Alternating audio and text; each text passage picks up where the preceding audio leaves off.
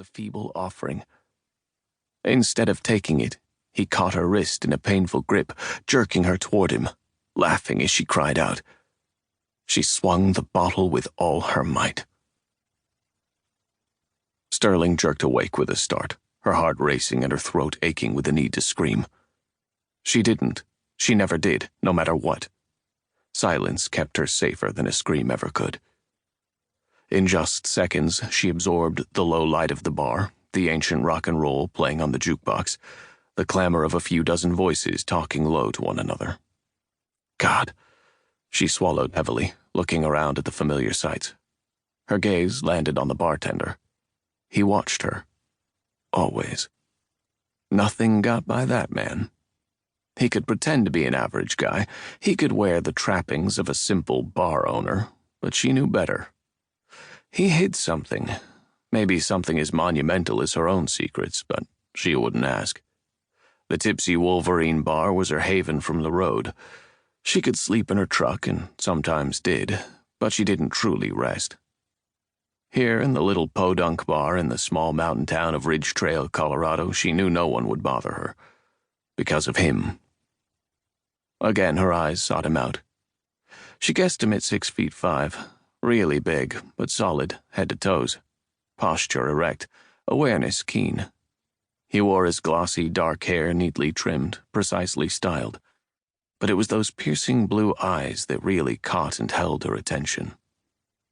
His gaze had veered away from her, but that didn't make him unaware.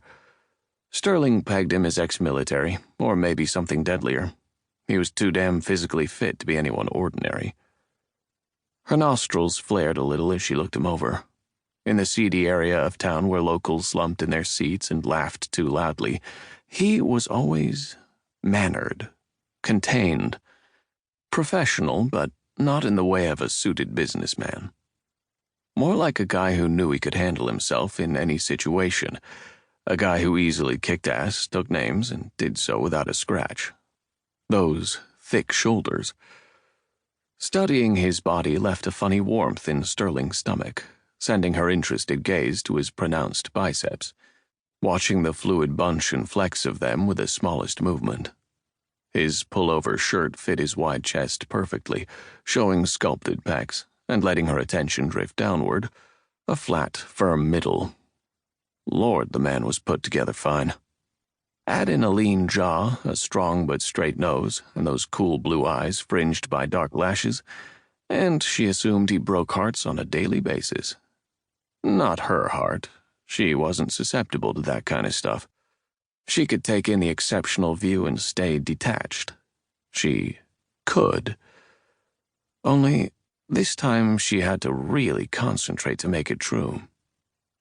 His gaze locked to hers, catching her perusal, and his firm lips quirked in a small, "you're not immune" smile. It made her mouth go dry. He couldn't know that, could he? Yet he looked as if he'd just read her every admiring thought. Feeling oddly exposed, she held up her glass, realized it was still full, and hastily mouthed, "Coffee." With a nod, he moved away to a service counter behind the bar. Less than half a minute later, he strode over in his casual yet confident way with a steaming cup. He knew how she took it, with one sugar and a splash of creamer. He knew because he missed nothing, ever. Setting it before her, he asked, "Done with this?" indicating the shot she'd ordered and hadn't touched.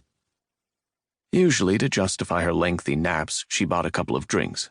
This time, exhausted to the bone, she hadn't lasted long enough. "Thanks." Sterling sipped her coffee. That he didn't move away set her heart tripping. Defiant, she glanced up and caught a slight frown carved from what appeared to be concern. She was good at reading people, except for him. Most of the time she didn't know what he was thinking, and she didn't like that. Suspicion prickled. What? Heavy lashes lowering, he thought a moment before meeting her gaze again. "I'm worried that anything I say might put you off." Sterling stiffened with accusation. "What do you have to say?" "Such a lethal tone," he teased, as if they knew each other well. "You don't have to order drinks just to be in here. You want a place to kick up your feet." Abruptly, she dropped her feet from the seat of the chair.